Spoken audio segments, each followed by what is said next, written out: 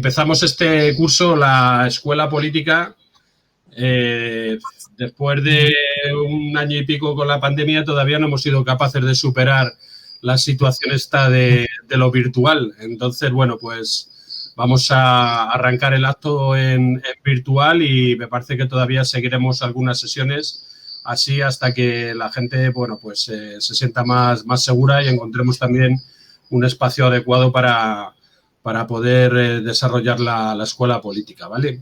Entonces, esta tarde vamos a empezar con un invitado especial para nosotros, que es Carlos Sánchez Mato, que ya nos ha acompañado otras veces en esta escuela y al que agradecemos una vez más su presencia. Sabemos que está petado de cosas, pero bueno, siempre que le hemos pedido que nos dedique un tiempo, pues ha conseguido sacarlo. Así que, Carlos, vaya por delante nuestro agradecimiento. Y bueno, pues lo que íbamos o el tema que proponíamos de trabajo para esta tarde era el tema de los fondos del mecanismo de recuperación y resiliencia que se han puesto en marcha en la Unión Europea y que, bueno, nos surgían en las reflexiones y en los debates internos pues elementos un tanto contradictorios en cuanto que suponía un empuje económico, pero al mismo tiempo generábamos también preguntas, cuestiones sobre los mecanismos, cómo se está poniendo en marcha, si realmente es lo que necesitamos. Entonces, bueno, la verdad es que toda esa incertidumbre veíamos que también entendíamos que iba a afectar en buena medida a nuestra vida cotidiana y, bueno, pues desde el mundo de la política institucional aparece como el mecanismo estrella que nos puede ayudar a remontar la situación que hay, o por lo menos eso es lo que dicen los medios de comunicación. Y, bueno, pues ante toda esta realidad lo que decidimos fue el plantearnos tirar de Carlos para que nos echara una mano en poder profundizar en lo que suponen estos fondos, los mecanismos y todo lo que lleva asociado. Así que, Carlos, por ahí va nuestro sentir, también un poco desde la cuestión de que estas cosas creemos que sí que pueden afectar a la vida cotidiana de la gente. Y bueno, pues dejamos en tus manos el que nos eches una manita a poner luz en toda esta dinámica. Entonces, yo no quito más tiempo con la presentación. Carlos, muchas gracias por estar aquí y la palabra es tuya. Pues muchas gracias, Joaquín, y muchas gracias a vuestra escuela política, La Guillotina, por invitarme. Es verdad que no lo has contado todo. O sea, no has contado que, claro, que yo acepto normalmente, pues porque vosotros sois tan pródigos como pues los reyes de Arabia Saudí con nuestro ínclito monarca huido. Entonces, pues bueno, pues aquí lo digo claro, que bueno, pues que los 100 millones de dólares próximos que me los ingreses en otra cuenta, no en la de siempre, porque, bueno, pues esa ya la tengo tan llena de dinero que prefiero otra, ¿vale? Pero bueno, ya eso ya pelillos a la mar. Yo lo tengo que decir, y sobre todo cuando está siendo grabado, pues que lógicamente pues La Guillotina es de mis fuentes de ingresos fundamentales. Entonces, siempre digo que sí a vuestra invitación, ¿no? Y más allá del cachondeo que esto pueda generar, el que no se lo quiera creer, que no se lo crea, pero sí decir que siempre es un placer, que me hubiera gustado mucho más achucharos porque tengo bastante síndrome de abstinencia de actos presenciales y, por ejemplo, ayer que tuvimos uno en Moratalaz hablando de pensiones y estaba afortunadamente petado hasta arriba el local, el centro social donde se hizo, pues bueno, yo creo que transformar el mundo que vivimos pues necesita de tocarnos y vernos, ¿no? Y más allá de las dificultades que ahora mismo tenemos para poder hacerlo, pues por motivos obvios, es decir, que estamos todavía saliendo de este pozo horroroso que ha supuesto la pandemia, pues bueno, que espero que haya alguna oportunidad adicional. Esa próxima sesión sería gratis, ¿vale? O sea, ya no cobraría 100 millones de dólares ni nada por el estilo, ¿vale? Pero espero que tengamos la posibilidad de volver a debatir de política presencialmente, que es lo que más creo que nos gusta a todas y todos, ¿no? Bueno, yo, ante la invitación que me hiciste, pues entiendo que repetir argumentos muy usados y que estáis hartos de ver en los medios de comunicación de masas acerca del maná positivo que suponen los fondos europeos, supongo que para eso no me habríais llamado. Y no es esa mi intención, ¿no? En este caso, bueno, pues lo que pretendo en esta primera parte de la intervención, que voy a intentar que sea un poquito más breve de los 45 minutos, porque conozco ya por experiencia propia los quilates que atesoráis como personas formadas y preparadas desde el punto de vista político. Creo que será mucho más rico el que yo reduzca algo la primera parte de la intervención para entrar más en detalle en lo que pueda resultar de vuestro interés en concreto, ¿no? Pero sí, voy a hacer un análisis crítico de los fondos europeos, más allá de que os digo, y empiezo por aquí, que el hecho de que existan en el momento actual supone una inyección económica que mejora la situación con respecto a la no existencia. Así, de partida, que lleguen fondos económicos que permitan impulsar más el gasto y la inversión pública, así, de partida, con respecto a la posibilidad de que no llegasen, pues en principio eso pues generará flujos positivos, habrá más gente trabajando y eso tendrá un efecto, en este caso, de impulso económico para la economía española y para el resto de las europeas. Ahora bien, eso nos obliga a hacernos una pregunta de manera inmediata. ¿Esta era la forma? ¿Los sectores a los que va dirigido el dinero tendrían que ser los que están siendo? ¿Habría otras alternativas? Y bueno, pues ahí es donde empiezan a venir los problemas. Lo que ocurre desde los medios de comunicación de masas de manera habitual es que se está vendiendo como que esta es la única forma de articular un plan para hacer frente desde el punto de vista económico a los resultados nefastos que desde el punto de vista económico del sistema capitalista tiene un parón como el que ha sufrido la economía mundial por el tema del COVID. Y por supuesto, esta no es la solución única que existe. Esta es la que le viene bien al propio sistema para, entre otras cosas, intentar buscar una transición a la que estaba abocado incluso sin virus, incluso sin pandemia. Creo recordar, además, que estuve con vosotras y con vosotros, pues a lo mejor 6 o 8 meses puede ser antes del estallido de la pandemia, lo recordaréis vosotros mejor en cuanto a fecha, pero ya creo recordar que en alguna de las preguntas que hubo en el debate de mi última intervención en la guillotina, hacía referencia a lo malito que estaba el sistema capitalista, a la dificultad de crecimiento que tenía y a las complicaciones a las que se enfrentaba en un corto espacio de tiempo, y que me hacían ser y me hacen ser optimista acerca de la dificultad que tiene para, bueno, pues el sistema poder reproducirse en circunstancias ordinarias. Recordemos que el capitalismo sin crecimiento económico y sin crecimiento económico superior a las tasas que nos estábamos moviendo previas a la pandemia, pues es algo parecido a estar en una bicicleta en una pendiente hacia arriba y no dar pedales.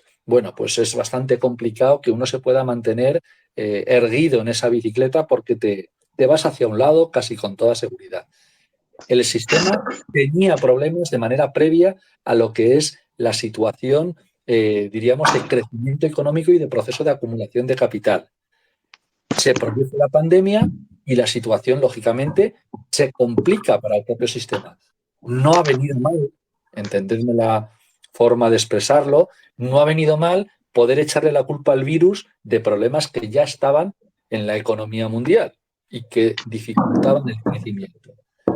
Situada el escenario en ese enorme shock que supone el parón económico detonado por el COVID-19, pues se plantea permitirle algo parecido a lo que ocurrió en 2007-2008. Allí en ese momento recordaréis que el corrupto Sarkozy dijo que quizá había llegado el momento de refundar el capitalismo. Bueno, pues eso se parece bastante a lo que en 2020, en marzo, dice la propia Comisión Europea como haciendo, bueno, pues santiguándose y diciendo, bueno, aquí ha pasado algo. Bueno, pues es algo parecido a lo que en la película Casablanca, que seguramente habréis visto todas y todos, pues dice cuando entra al casino diciendo el personaje correspondiente, Dios mío, aquí se juega. Claro, claro que se juega en el sentido del funcionamiento del sistema capitalista, que cuando no se pone lo común como elemento central, pues pueden pasar cosas como las que han pasado. Y es que los sistemas públicos, no solamente del Estado español, sino del resto de los grandes países, bueno, pues no tenían herramientas para sostener cualquiera de los vaivenes, incluso pequeños, a los que podemos enfrentar las economías mundiales. En este caso no era pequeño, era un vaivén muy importante que suponía la paralización, la reducción del consumo en una importante franja, diríamos, de lo que es la economía mundial, y además las consecuencias derivadas de bueno, pues, esa situación de pánico y de expectativas negativas hacia el futuro, que es un elemento esencial para el crecimiento. Si hay expectativas negativas, pues se producen efectos que, bueno, se retroalimentan y disminuyen la inversión y, bueno, lógicamente todos los efectos que tienen las crisis económicas. Bueno, pues en 2008 nos dijeron que íbamos a refundar el capitalismo porque habíamos hecho cosas mal, ¿no? Decían los que estaban por ahí arriba. Y ahora también, ahora se habló de que íbamos a salir mejor de esta historia, que íbamos a reforzar los servicios públicos, que íbamos a dar más importancia a elementos que habían quedado subordinados en los procesos anteriores y, bueno, pues los fondos Next Generation de la Unión Europea vendrían a ser la expresión de eso. Bueno, pues esos fondos, siendo muy importantes, y ahora vamos a hablar de ellos, suponen una respuesta, diríamos, en la misma línea a la implementada después de las palabras de Sarkozy en 2008. Es decir, de esta forma no transformamos la economía mundial, ni específicamente la del Estado español y la de la Unión Europea, y no removemos los principios que nos han llevado, desde el punto de vista de la economía, a tener sistemas muy inestables, muy débiles y profundamente desiguales. Por lo tanto, eso para empezar, estamos hablando de algo que no es la solución a nuestros problemas, a los problemas del 99% de la población. Lógicamente, estos flujos de fondos sí van a permitir, pues, que haya, bueno, pues un porcentaje reducido de las élites que se vean extremadamente beneficiados. Y algo rebosa. Lógicamente, el hecho de que venga mucho dinero, y ahora veremos cómo, pues genera, como os decía antes, sinergias y elementos positivos en cuanto al crecimiento que terminan goteando y del cual se puede aprovechar, pues al menos en parte, la población en general. Pero esta no es la forma de transformar ni el modo de crecimiento de la economía, ni poner en el centro los elementos esenciales. ¿Y por qué ocurre eso? Bueno, pues fundamentalmente, seguro que habéis oído mucho sobre los fondos europeos en cuanto a su voluminosa cantidad. Se han aprobado, pues, en números redondos, 800.000 millones de euros, un poquito más, 806.000 millones de euros de fondos europeos. Claro, estamos hablando de una considerable cantidad de dinero y además que una parte muy sustancial, en este caso, pues aproximadamente 140.000 millones de euros, llegarían a la economía española. En un momento en el que España ha empezado ya a ser, o hubiera empezado a ser, contribuyente neto a los fondos, a la Unión Europea, a las instituciones de la Unión Europea, si en vez de pagar dinero a la Unión Europea recibimos fondos y en cantidades, como os estoy diciendo, pues hasta 140.000 millones de euros en el periodo de duración de esta actuación, pues claro, pues mucho mejor. En vez de pagar, recibimos dinero, perfecto. Y que además el 50% de ese dinero sea lo que se denomina a fondo perdido, pues suena muy bonito. Claro, 73.000 millones de euros a fondo perdido que no hay que devolver, suena chulo.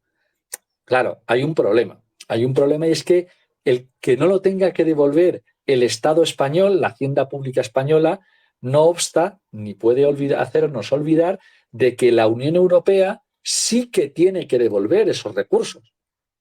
Es decir, la Unión Europea entrega ese dinero, en el caso de los 140.000 millones de euros, al Estado español y una parte lo hace en formato préstamo, de esos recursos todavía no hemos recibido nada, y otra parte a fondo perdido. Claro, Pero el hecho de que España no tenga que devolvérselo a la Unión Europea no quiere decir que la Unión Europea no tenga que devolvérselo a los inversores que le han dado el dinero. ¿Cómo funciona? ¿De dónde saca el dinero la Comisión Europea? Bueno, pues con un sistema que llevábamos años pidiendo, quienes defendíamos que si estamos en la Unión Europea, bueno, pues de alguna manera compartiendo determinadas políticas en materia de mercado único, ¿cómo no tener la capacidad de endeudarnos de manera colectiva? Es decir, si tenemos un fondo común, también tener una deuda común. Es eso que llamamos los eurobonos. Y eso, en cierta medida, lo que haría sería abaratar los costes de financiación de esos instrumentos de deuda con respecto a lo que costarían si cada país los emite por su cuenta. Sabéis que eso ha contado con muchísimos obstáculos por parte de los países centrales del euro, no solo Alemania, pero fundamentalmente Alemania, Países Bajos y demás, que decían, oye, nosotros nos financiamos muy barato y a nosotros nos supone una rémora el que tengamos que sacar títulos de deuda para obtener dinero de manera conjunta. Claro, mucho mejor los que están a la cabeza de Europa financiándose barato y el resto que se financien como buenamente puedan. Pero claro, eso tiene poquito encaje con una Unión Europea que nos dicen que tiene que ser una situación en la que puedan fluir libremente los capitales, las personas, pero la deuda que cada uno se apañe por su cuenta. Recordaréis que en los años previos a 2012 sufrimos esa situación bien conocida de todas y todos, que fueron las primas de riesgo disparadas. Es decir, España pagaba más del 7,5% en tipo de interés por la emisión de títulos de deuda.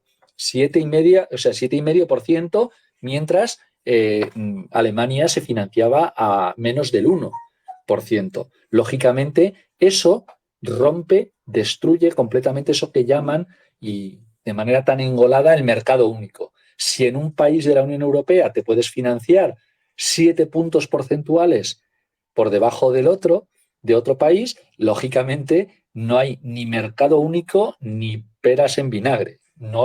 Esto no es una Unión Europea. Lógicamente, ya lo sabíamos, que ese tipo de situaciones parecían que no se podían solucionar. Y recordaréis que hubo un momento en que esa tensión de las primas de riesgo, nos desayunábamos con las primas de riesgo igual que hoy en día lo hacemos con el precio mayorista de la electricidad. Y parecía que no se podía hacer nada, porque el Banco Central Europeo decía que él no era quien para intervenir en esa situación. Bueno, cuando corrió el peligro el propio funcionamiento del sistema y del área euro, ya veis que intervino. Y a partir de unas palabras que recordaréis de Draghi diciendo haré lo que sea necesario para sostener el área euro y créanme, será suficiente, el Banco Central Europeo empezó a comprar títulos de deuda pública de los países, pero no en el mercado primario, es decir, no cuando sale el Tesoro Público a ofrecer títulos de deuda en el mercado primario, sino luego va al mercado secundario. Es decir, la gente, los inversores que han comprado títulos de deuda en el mercado primario, luego tienen la seguridad de que cuando salen por la puerta estará el Banco Central Europeo con muchos eurillos en el bolsillo dispuesto a comprarte el título que has adquirido al Reino de España o a la República Francesa o a Bélgica. Claro, eso es una garantía enorme y permite, lógicamente, que ahora en este caso el Estado español pueda emitir títulos de deuda muy baratos. Ahora nos estamos financiando los países a nada, a casi nada, al 0,3% de media a bonos a 5 años. Eso es, o al 0,5% a 10 años. Eso es regalado, sobre todo si comparamos con el pasado. Con lo cual, títulos de deuda más barato, nos ahorramos dinero como estados y, por ejemplo, en los presupuestos generales de este año hay un 4,7% menos de dinero destinado a intereses de la deuda que el año pasado y tenemos mucha más deuda que el año pasado. Es decir, nos financiamos muy baratito. Pero es deuda. Amigos y amigas de la guillotina, es deuda. Es decir, hay que devolverlo y, sobre todo, muestra claro que los presupuestos de la Unión Europea, enmarcados en eso que se llama marco financiero plurianual de 2021 a 2027, no han decidido financiarse o financiar las políticas públicas con la primera herramienta que creo que aquí estaremos de acuerdo que tendría que existir para financiar las políticas públicas, que son los impuestos. Claro, es muchísimo mejor darle una patada para adelante a la pelota y no cobrarle a quienes más renta y patrimonio tienen. Ellos encantados. Y parece que nosotros también, porque no somos conscientes que echar la patada para adelante no es la forma de arreglar los problemas. Si tienes déficit, en este caso, es porque, entre otras cosas, no estás cobrando los impuestos que deberías. Y además con la progresividad que debieras cobrar. Porque, claro, no vamos a hacer recaer otra vez, otra crisis, las consecuencias económicas sobre los de siempre y las de siempre, que ya sabéis quiénes son. Claro, el pueblo llano, no solamente el de español, sino el del conjunto del planeta, es el que soporta ese tipo de déficit convertidos en deuda, bueno, pues con menos o peores servicios públicos y con un injusto reparto de la carga, en este caso, que debiera ser la tributaria. Primer problema, por tanto, que tienen los fondos europeos. Son deuda. Aunque una parte no la paguen los estados, la Comisión Europea, es decir, todos los países, devolveremos esos bonos con intereses. Con pocos intereses, comparado con lo que hubiera sido una emisión de deuda que hubiéramos realizado cada país por nuestra cuenta. Sí, eso es mejor que la otra alternativa que parece que nos abocaban, que era que cada uno resolviera los problemas por su cuenta. Pero no nos olvidemos que porque sea mejor no quiere decir que sea bueno. Lo bueno sería, imaginaos, aquí me voy a lo loco, simplemente algo que se os ocurre a cualquiera de vosotras o de vosotros, que es que hubiéramos financiado la actuación extraordinaria de la Unión Europea con tributos, algunos europeos y otros nacionales, y que hubieran recaído de manera progresiva sobre las espaldas de la ciudadanía. Lógicamente, a Botín le tocaría más, a Ana Patricia, a Amancio Ortega le tocaría más que a vosotros o a mí. Bueno, a mí no, porque bueno, yo estoy en la... Como los 100 millones de dólares, esos que me pagáis por conferencia, pues lógicamente estaría más cerca de ellos que de vosotros. Pero a la inmensa mayoría de la gente le saldría muchísimo más liviana la carga en vez de optar por la deuda. ¿Hasta ahí entendidos? Claro, eso es un elemento que nos obligaría, desde el punto de vista de la Unión Europea, a abordar algo en lo que no hemos sido capaces en ningún caso de ponernos de acuerdo, porque la mayor parte de los gobiernos no. Todos los gobiernos que se sientan en el Consejo Europeo, bueno, pues representan, desgraciadamente, desde el punto de vista teórico, al conjunto de sus pueblos, sí, sistemas democráticos, todo lo que queramos, pero a la hora de jugarse los cuartos en Europa, en Bruselas, cuando se juntan, pues están defendiendo los intereses de unos poquitos. Porque si hubiera sido de otra forma, ya tendríamos una forma de evitar o un sistema que evitase el que, bueno, pues en la propia Unión Europea proliferen los paraísos fiscales en los cuales, más que paraísos, son guaridas, en los cuales se tributa por debajo de lo que se debería para sostener los servicios públicos que deberíamos tener en todos los países europeos. Y eso nos plantea ya ante la siguiente circunstancia. Además de ser deuda, lo primero que tenemos que, o lo segundo que tenemos que ver, es que ese flujo inmenso de dinero, en gran medida, y en el caso del Estado español es muy evidente, va a ser gestionado y dirigido por, en este caso, las grandes compañías, la mayoría de ellas transnacionales, que están muy interesadas en recibir los flujos de fondos para invertir en determinados sectores que les son de muchísimo interés. Es decir, los fondos europeos son un gigantesco salvavidas en forma de rescate para las grandes corporaciones. Así es. Es evidente. De hecho, las grandes empresas se han hinchado a pedir dinero y a día de hoy todavía no sabemos exactamente cuánto va a recibir cada una. Pero al mismo tiempo que nos llenamos la boca y algunos gritamos con fuerza la que nos están armando empresas como Iberdrola o empresas como Naturgy o empresas como la propia Endesa o como Repsol, estas compañías son las que van a pilotar la transformación de la economía española. Agárrate a la silla, compañero o compañera, porque si estos, que han sido los que nos han llevado a la situación de enorme desigualdad que tenemos en el momento actual, de esquilmación de recursos finitos desde el punto de vista de las materias primas o de los combustibles y la energía si ellos pilotan, es decir, si estas grandes compañías que tienen un interés muy claro, más allá de la ética o la moral, tienen un interés muy claro que es la maximización de sus beneficios. En absoluto está, por más que hablen en sus anuncios publicitarios, en absoluto está entre sus objetivos mejorar la vida de la gente y hacer sostenible la vida en el planeta. No nos engañemos, van a mejorar sus beneficios y estos fondos europeos les van a ayudar en gran medida a poder hacerlo. Les van a ayudar, ¿por qué? Bueno, pues porque una de las líneas fundamentales que se había visto ya de manera previa al estallido de lo del COVID-19 era la dificultad de que carburase el sistema a la hora del crecimiento económico por la necesario eje de abordar de la transición ecológica. Bueno, pues les ha venido a Dios a ver, como diría mi abuela, porque claro, hay una ingente cantidad de fondos para lo que es esa transformación ecológica. Y como os decía antes, muy preocupante porque quienes lo pilotan han sido quienes nos han llevado a la situación actual.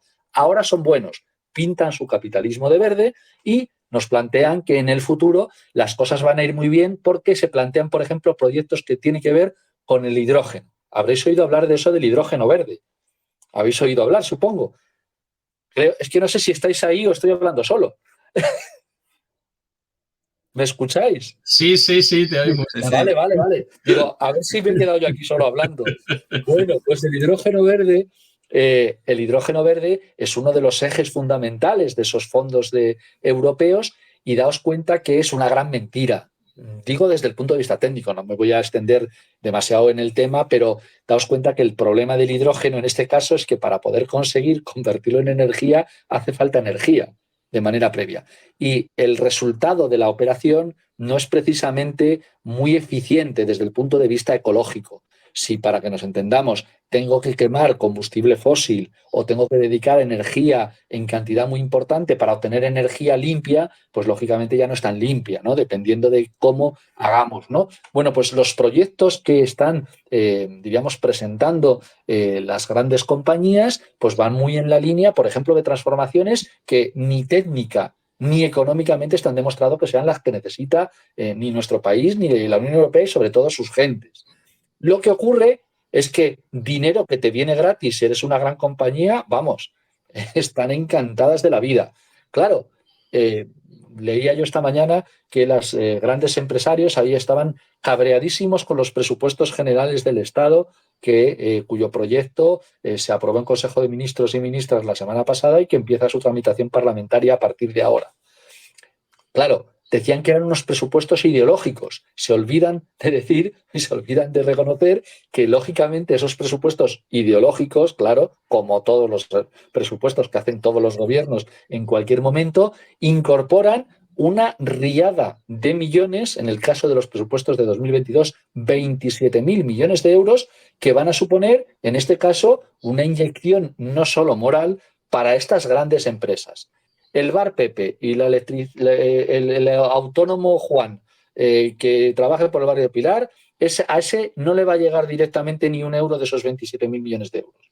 Ahora, estas grandes empresas, lógicamente, que van a hacer pingüe negocio con estos flujos de recursos, pues en algunos casos fracasarán en sus inversiones, no les supondrá ningún problema porque paga Europa, ¿vale? Europa somos nosotros también, pagaremos nosotros, pero no pagan ellos. Y la rentabilidad que puedan obtener de esas inversiones no creáis que la van a repartir entre el conjunto de la ciudadanía europea ni la española. Lógicamente eso irá a sus accionistas a través de dividendos. Por lo tanto, se trata una vez más de un rescate gigantesco de la economía privada por parte, en este caso, de lo público en forma de deuda, que irán pagando nuestros nietos y nuestros bisnietos hasta el tiempo en el que se salde la misma.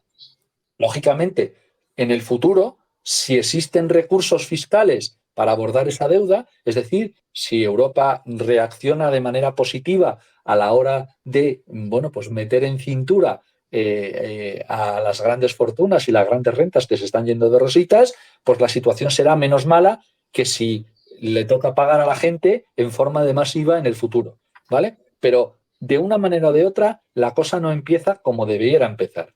Es decir, una vez más nos han hecho con lo de la refundación del capitalismo hace 12 años y con la situación de los fondos europeos en el momento actual, nos han hecho la 13-14. Es decir, han buscado una forma de que parezca que todo cambia para que no cambie nada.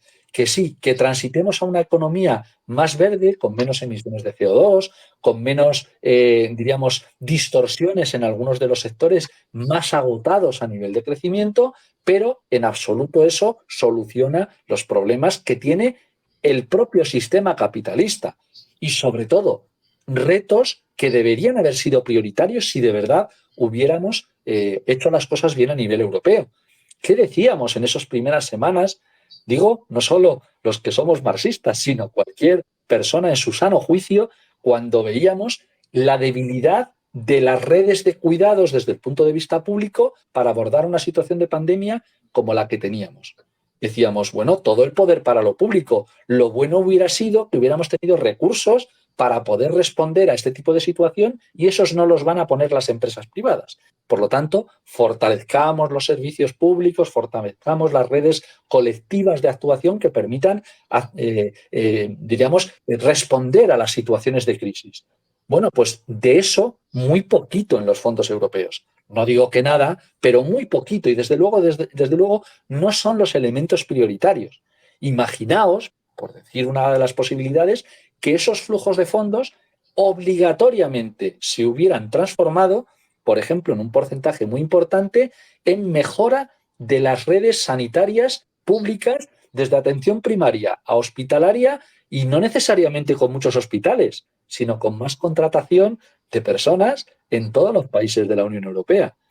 Otro gallo nos cantaría, porque, claro, la mejora de la, diríamos, de la asistencia sería considerable.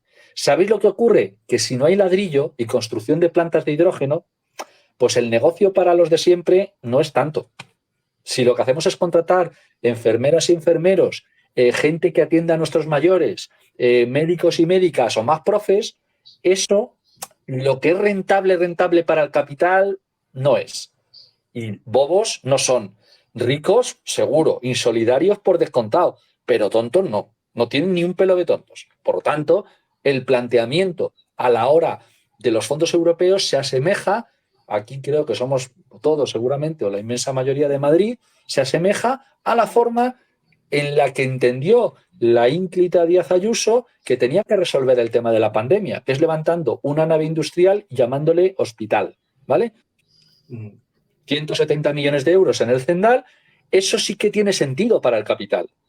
Ha habido gente que se ha hecho de oro en la historia, ¿vale? Contratar personal adicional, eso tiene menos... No, por ahí no van las cosas.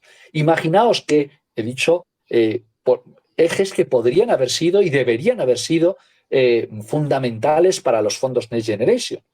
Pero claro, hacer la transición para que se despliegue el 5G, es decir, la red de datos que permita hacer más eficiente una economía muy dañada desde el punto de vista del crecimiento, como decíamos antes, eso sí que le importa a las compañías, lógicamente. ¿Para qué? Pues para poder conseguir maximizar su rentabilidad, creciendo la productividad por vías que, si tuvieran que hacerlas con sus propios recursos, no serían rentables en la vida.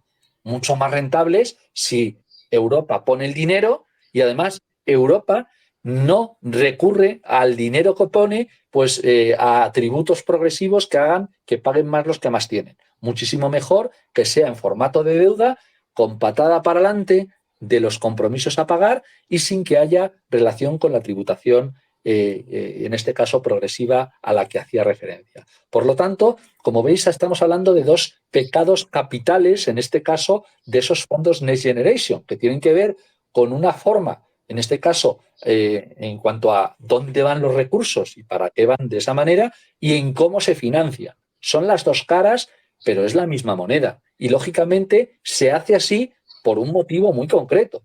Y es porque lo que no se quiere es que cambie el modo de producción, que cambien las relaciones económicas entre los agentes que formamos parte de este sistema perverso y asesino que es el capitalismo y que, claro, una forma de ganar tiempo es, bueno, pues la que se ha utilizado en décadas pasadas, es coger resuello coger aire, en este caso, empujando los problemas hacia adelante. Pero hay algunos que no vale esta historia, ni muchísimo menos, para poder alejarlos de manera suficiente. En la medida en que tenemos, por ejemplo, un problema energético, no solo en el Estado español, sino en el conjunto del planeta, de carencias de determinados recursos y de necesidad de migrar a otra forma de hacer las cosas desde el punto de vista del uso de recursos energéticos, nos pone frente al espejo de una manera mucho más rápida de la que querrían, bueno, pues los agoreros que no quieren que cambien las cosas, ¿no?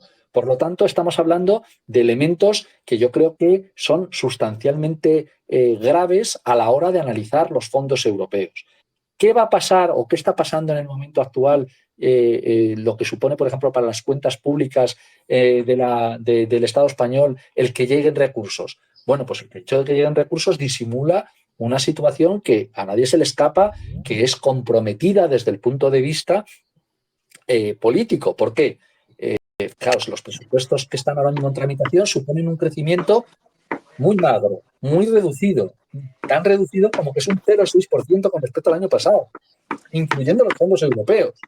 Imaginaos si los fondos europeos, que tienen avances, claro, esos avances que las gentes que pertenecemos a Unidas Podemos estamos resaltando, pero no nos debemos olvidar en ningún caso de apuntar las carencias. Los presupuestos deberían incluir un crecimiento al menos del 10% para garantizar cosas que de esta forma quedan retrasadas en el tiempo cuando la gente lo está pasando especialmente mal.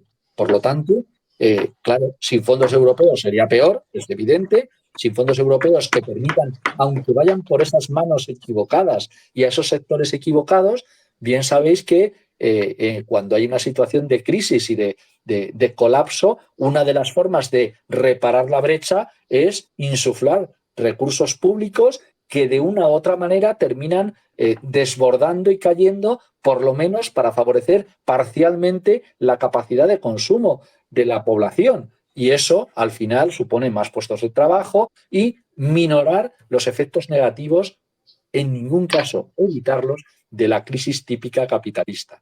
En el momento actual tenemos una crisis capitalista que ya es muy larga en el tiempo, que, como os decía antes, no estamos hablando de una situación solo provocada, ni muchísimo menos, por el COVID-19, y los fondos europeos no van a solucionar ese problema.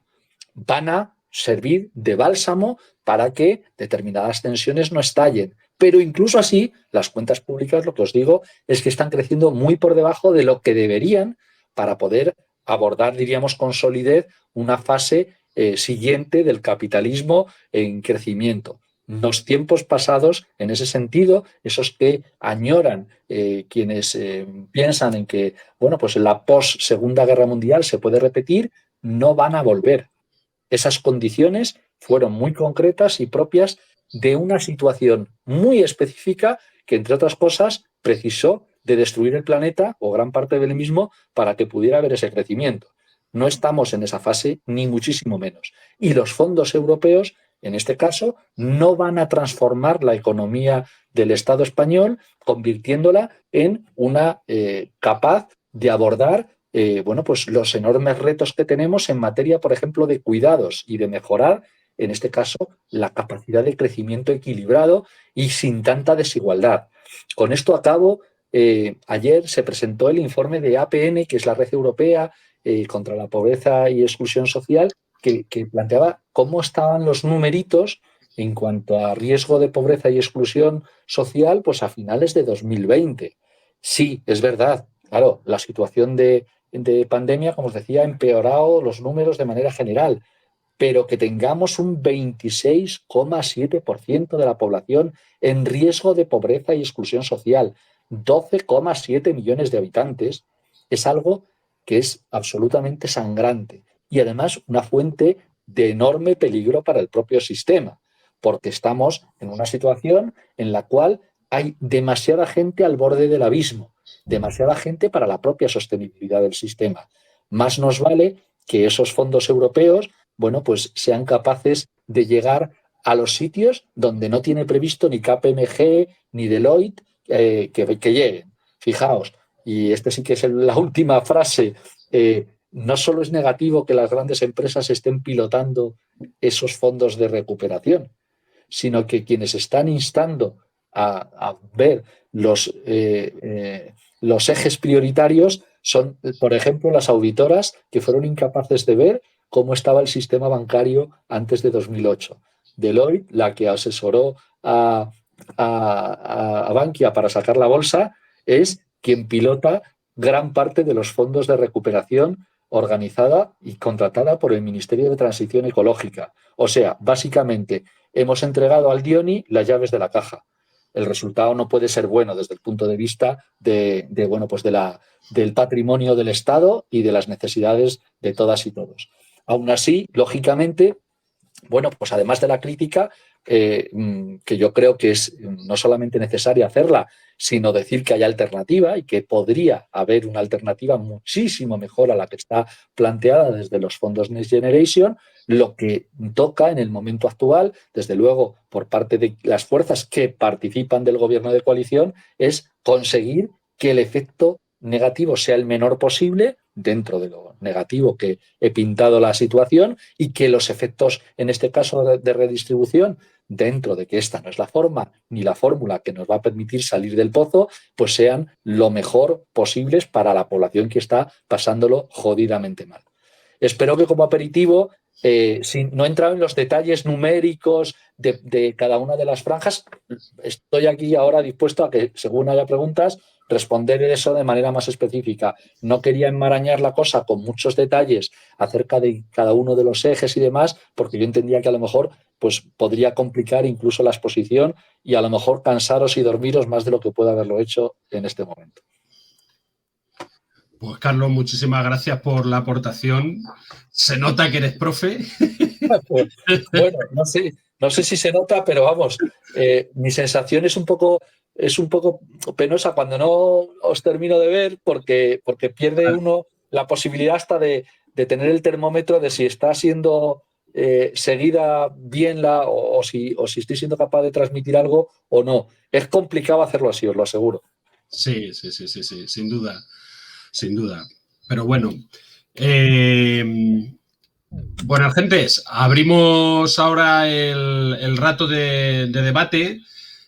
Entonces, ahora mismo hay dos palabras pedidas, una que es Carlos y después está Juan. Pues Carlos, cuando quieras. Hola, tocayo. Muchas gracias por tu intervención, que la verdad es que es muy instructiva. En primer lugar, te diría que para que no tengas problemas en las próximas citas con nosotros con respecto al pago, tomamos nota, vamos a hacer una sociedad offshore. Vamos a pedir que el señor Albiol nos asesore sobre el tema.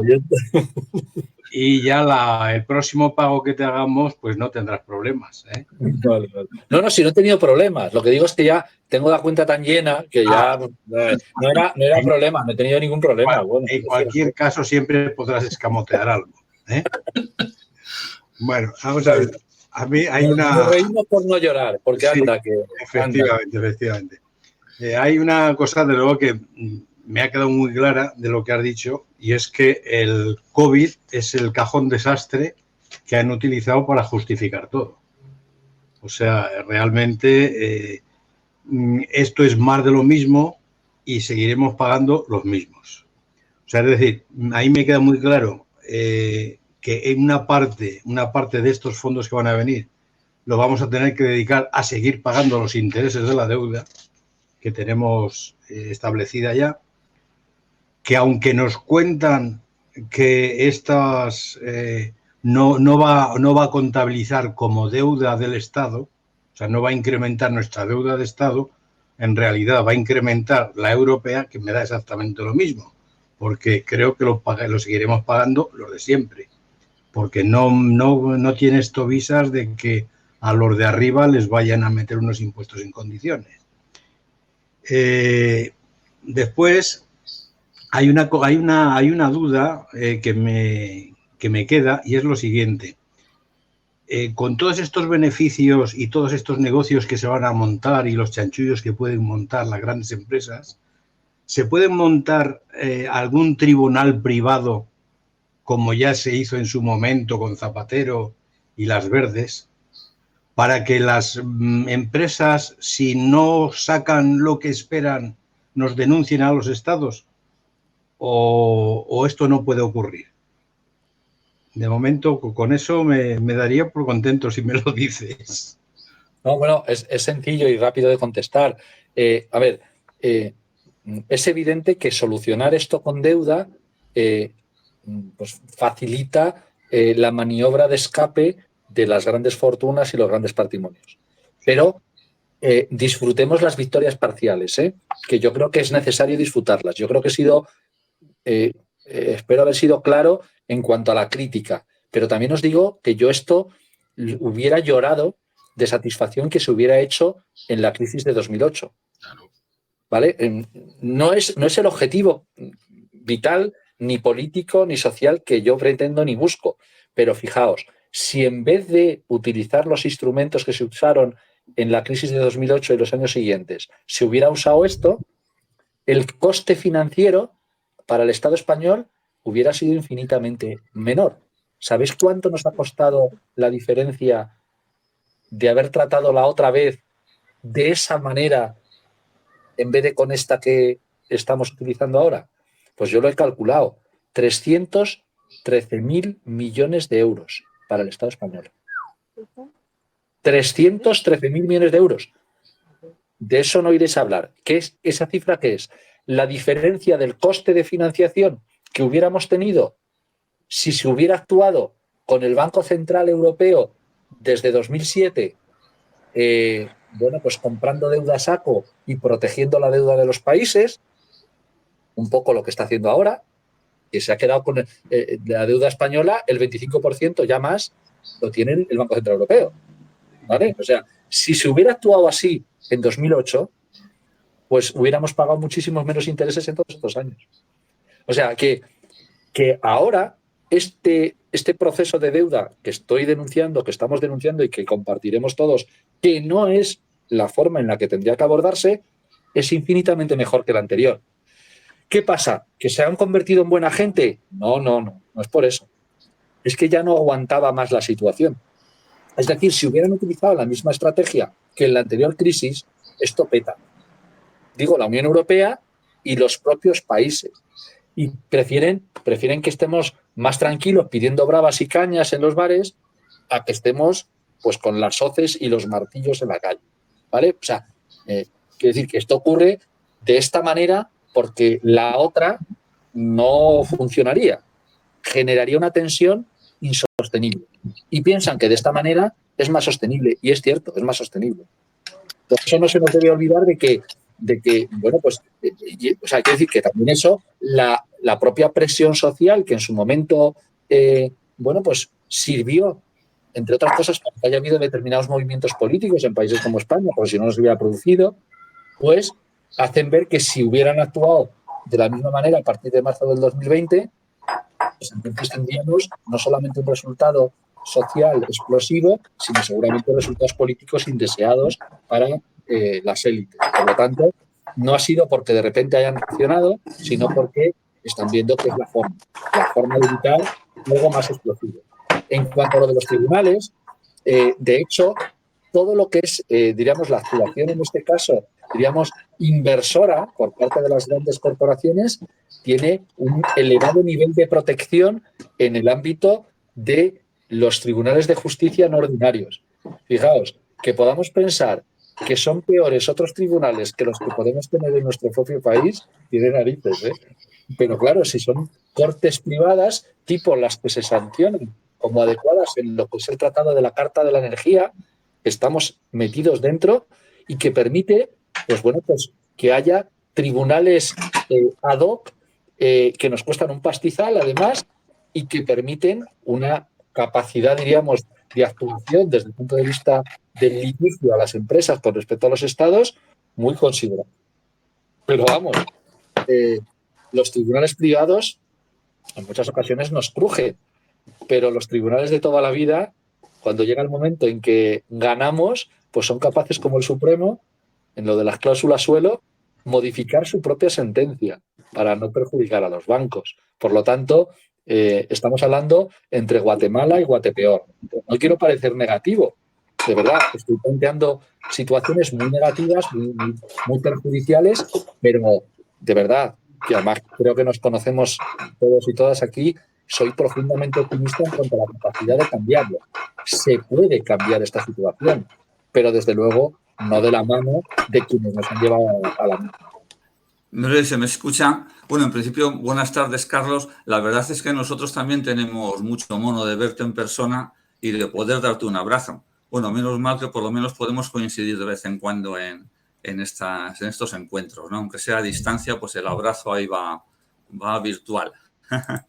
Bueno, pues yo quería así comentarte por qué se dan tantas diferencias a veces a la hora de generar recursos financieros. Por ejemplo, dos diferencias entre la expansión cuantitativa, que el Banco Central Europeo desde el 2015 la está llevando a cabo, y los fondos de reconstrucción. La expansión cuantitativa, el BCE ha inyectado ya por lo menos 3 billones de euros comprando activos de deuda pública y de deuda privada, comprando activos a inversores privados.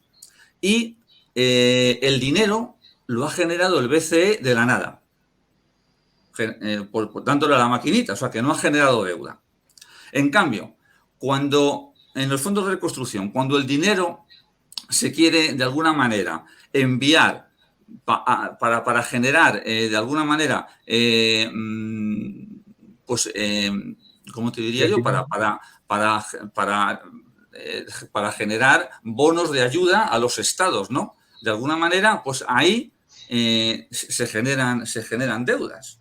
Porque, como tú bien has dicho, la Unión Europea, o sea, en vez del Banco Central Europeo dar a la maquinita también para generar dinero a los estados, pues se endeuda la Unión Europea mancomunadamente generando bonos, que esos bonos han sido comprados por los inversores privados, ¿no? Entonces, hay una paradoja. Para comprar deuda pública y privada se crea dinero de la nada. En cambio, para otorgar fondos a los estados para la reconstrucción se genera deuda pública. Entonces, ¿cómo se puede justificar eso? Yo realmente veo que es que aquí tenemos un proceso de estafa continua. Claro, porque inversores privados, fondos de inversión, bancos, compran deuda pública a la Unión Europea, generando plusvalías, claro. Además, se puede dar el caso de que ese mismo fondo de inversión, ese mismo fondo privado, a través del mismo grupo, reciba dinero de la Unión Europea para de alguna manera favorecer la transición energética o verde en el mismo grupo de empresas, con lo cual el mismo grupo financiero con una mano compra bonos y recibe plusvalías y con la otra mano recibe subvenciones y da. En definitiva, los beneficios a manos llenas. Eso sí, luego los declararán en algún paraíso fiscal, ¿no? Entonces, bueno, pues es que yo no sé si es que nos toman como si fuéramos tontos. A lo mejor somos tontos, no lo sé, pero que es algo tremendo.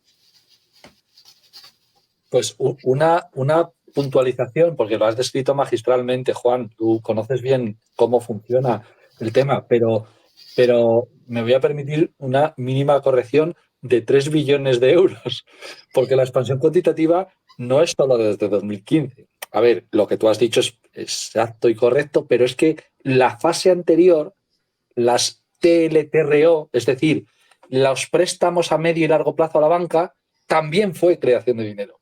Con lo cual, incorpora otros 3 billones de euros. ¿Vale? O sea, es lo que tú has dicho y 3 billones más. Es decir, claro, porque el proceso no es solamente adquisición de deuda pública y privada.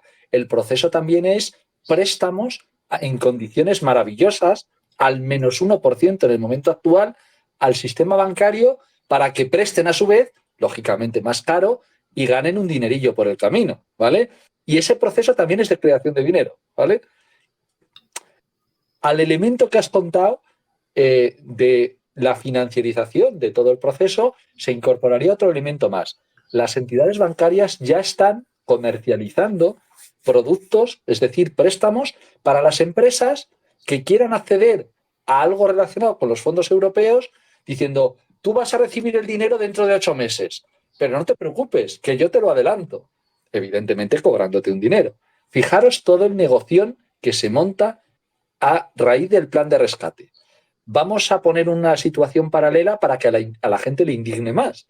Porque yo creo que esto sería, tal y como lo has descrito, Juan, suficientemente cabreante. Pero vamos a ver que en vez de un fondo de rescate, imaginaros que estamos haciendo una intervención en un edificio en llamas. ¿Qué sería la situación? Bueno, pues llegan los bomberos, entran en el edificio y comercializan y ponen allí en las propias escaleras en llamas un verdadero bazar en el que están rentabilizando si sacan al del segundo B o no le sacan. Tiene narices la cosa, ¿eh? Los bomberos haciendo, claro, es que si los bomberos no son un cuerpo de personas que van por el interés general y son mercenarios a sueldo que ganan dinero en el rescate, pues elegirán si sacan a unos o sacan a otros o cómo hacen el negocio de sacar a quien sea o no sacarle. Y por supuesto, bueno, pues haciendo todo tipo de mercadeo con las mangueras, el agua y las escalas por las cuales están bajando a la gente o quitan el colchón para que alguien se tire desde la azotea y caiga en duro si no ha pagado lo suficiente. Esa es la realidad. Claro, si tú lo que haces es que el proceso de rescate se lo encargas a gente que tiene un único objetivo, maximizar sus beneficios, lo que no esperarás es que lo que hagan es salvar a las personas. Bueno, pues eso es lo que está ocurriendo. Y lo que también deja muy de manifiesto que los procesos de rescate cuentan, en este caso, con un actor que has descrito perfectamente, Juan, que es el Banco Central Europeo, que tiene la enorme virtud de ser independiente. Ja, ja, ja y ja. Independiente llaman estos a lo mismo que llamaban esta mañana, y os decía, los empresarios españoles criticando los presupuestos diciendo que eran ideológicos. Independiente el Banco Central Europeo es el mamporrero, en este caso, de esa financiarización. O sea, lo que está siendo no es tonto, pero sí es útil para poder permitir que esto se esté produciendo. Por lo tanto, independiente, pues igual que los jueces del Supremo. Independientes, vamos, tan independientes que son capaces, en este caso, de quitarse el sombrero y mancharse las togas todo lo que sea necesario. Bueno, pues esta situación, lógicamente, tendría que cabrear mucho a la gente. Pero es verdad que en esta situación lo que están haciendo es siendo más inteligentes, claro, por obligación, que lo fueron en la anterior. Tiraron mucho de la cuerda en la anterior situación. Y el tirar de la cuerda generó problemas que se tradujeron en problemas políticos en Italia o en España. Bueno, y en Grecia antes, que podía haber acabado muy mal para ellos, ¿vale? Lograron doblegar a Syriza. Aquí en España han acotado el posible problema político, bueno, pues diríamos domeñando lo que salió de la revuelta popular de los 15M en cuestión y han acotado el problema, lo han limitado, pero cuidado, que todavía hay lava ahí, que está a mucha temperatura, como en el volcán de La Palma. Y bueno, pues si ahora hubieran optado por tirar por la calle de en medio e imponer determinados, digamos, costes financieros a los países, pues la cosa podría haber acabado muy mal. Entonces, estamos en una fase de transición. Transición me refiero a que no sabemos cómo esa fase de financiarización nos caerá encima en el futuro. Ahora, buena no es. Aunque los tipos de interés sean muy bajos, yo, vamos, tengo clarísimo que no van a subir en los próximos... Vamos, ya has visto que han cambiado hasta la forma de considerar las formas de intervención de los bancos centrales y ahora está repuntando la inflación por los temas de la energía y tal, y sin embargo los bancos centrales no se han dirigido corriendo a subir los tipos de interés. Porque aunque la banca se lo pida, si le hicieran caso y sube los tipos de interés, se genera una debacle de 3 pares de narices, porque las economías europeas, sobre todo las empresas privadas, están hasta aquí de deuda. Y de deuda que como suba un poquito los tipos de interés, se los lleva. Y entonces, lógicamente, el Banco Central Europeo ahora dice que bueno, que lo de la inflación, que bueno, que para considerar una intervención que tendría que haber una inflación de otro tipo. Es verdad que la actual tiene unas características muy concretas, pero en otras circunstancias el Banco Central Europeo o la Reserva Federal ya habrían tirado para arriba de los tipos de interés. Y eso es muestra de que el capitalismo está muy malito, y que tiene incapacidad de, si quitara, diríamos, el corsé y utilizaran, diríamos, la normalidad a la hora de la subida de tipos de interés, a tomar por saco. ¿Vale? Entonces, bueno, esa parte a mí me da un profundo optimismo en cuanto a que el muro aparentemente pétreo tiene más agujeros que un queso de Gruyère. Y en esa línea, yo creo que la política monetaria podría jugar un papel positivo, pero la política monetaria no va a arreglar las cosas, en ningún caso. Imagínate que se hubiera producido política monetaria, como bien decías, destinado, diríamos, en vez de a exacerbar la financiarización, una política monetaria de verdad destinada, diríamos, a satisfacer los intereses generales. Es decir, en vez de generando deuda, pues monetizando esa deuda. Banco Central Europeo, dinerito para sanidad, para educación, para servicios sociales. Claro que podría haber sido. Lo que ocurre es que eso no arreglaba el problema de los que lo tienen, y muy grande. Mucho más grande que nosotros y nosotras, teniéndolo nosotros muy grande el problema, que es ese capital incapaz de satisfacer la voracidad de su necesaria rentabilidad que la economía real no le proporciona. Por eso nos vamos a la financiarización para conseguir el último euro, el último duro. Y eso trae unos problemas enormes. Todo este proceso de creación de dinero que has descrito, Juan, sabemos todos y todas que supone una burbuja o varias, y que en algún momento esas burbujas terminan estallando. Después de los 140.000 millones de euros que pasará en España, seguramente tendremos una burbuja. Ahora, también os digo que sin los 140.000 millones de euros también teníamos un problema gravísimo. Muy grave. ¿Qué quiere decir? ¿Cerramos los ojos a los problemas? Pues yo creo que va más bien por ser profundamente críticos con lo que ocurre, plantear que hay alternativas diferentes, que podría actuarse de otra manera. Hablo dentro del propio sistema, ¿eh? Por supuesto, lo que tendríamos que pensar es en superar el sistema, pero incluso dentro del propio sistema habría otras formas que serían, como las que acabas de describir tú desde el punto de vista monetario, mucho mejores para la gente. Pero el problema es que no arreglarían el problema o las dificultades de quienes tienen el vehículo muy averiado y necesitan cambiarlo. Me toca a mí, Carlos, un par de cuestiones tirando más hacia también un poco lo político que creo que también hay que poner encima de la mesa. La primera es el tema de la condicionalidad. Lo digo porque ha sido un tema que no ha salido y, sin embargo, sí que se oye que todo este tipo de cosas, aparte de la cuestión deuda en lo que es el ámbito económico, lleva unas condicionalidades que son de un carácter más político. Se habla de condicionalidad en las pensiones, en la reforma laboral, etcétera. Entonces, claro, el problema es el lenguaje, porque llegas también a la Unión Europea y te dicen condicionalidad de las pensiones. No, que tienen que presentar ustedes un sistema en el que las pensiones sean viables. Y dices, joder, vaya condicionalidad tan tonta. El problema es cómo considera Europa que las pensiones son viables y cómo consideramos nosotros que las pensiones son viables. Pero de cara a la opinión pública, la gente eso de la condicionalidad se lo traga porque el lenguaje que se utiliza es absolutamente confuso. Entonces, un poco sobre, no sé si nos puedes contar algo sobre eso, claro, porque los rasgos que han salido son muy generales. Y luego otra cosa también de carácter político también era un poco sobre la reflexión del papel de las administraciones. Lo digo por esto que has comentado al final de Deloitte, de PricewaterhouseCoopers y compañía.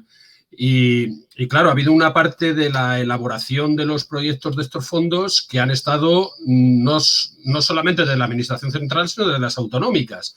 Y han sido ellas uno de los protagonistas a la hora de presentar proyectos, por supuesto, junto con las grandes empresas, etcétera.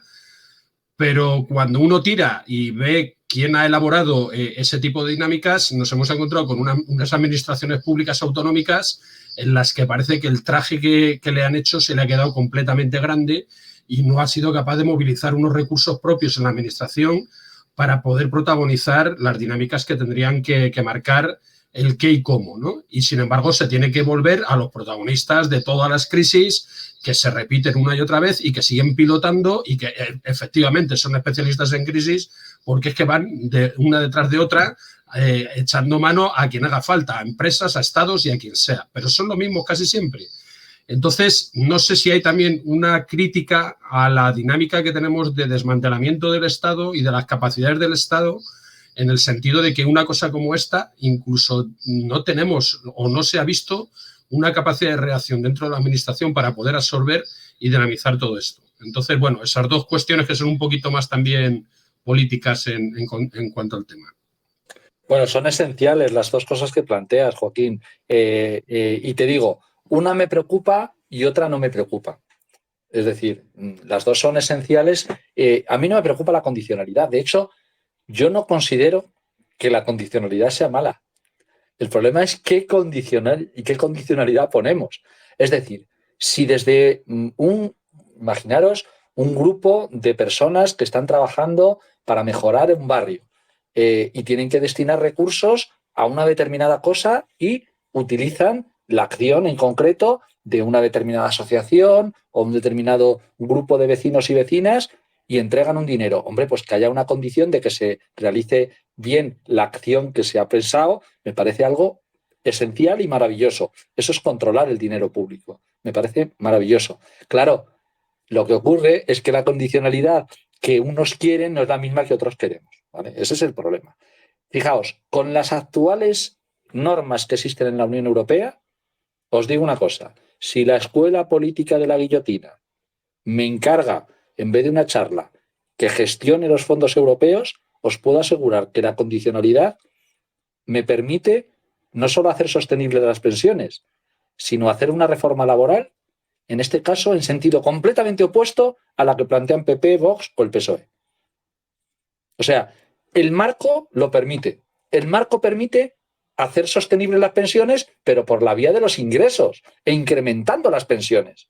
Pero claro, disminuyendo el agujero de recaudación que tenemos con respecto a la Unión Europea y cobrándole impuestos a quienes están eludiendo el pago de los mismos. Por lo tanto, yo cumplo la condicionalidad de esa forma.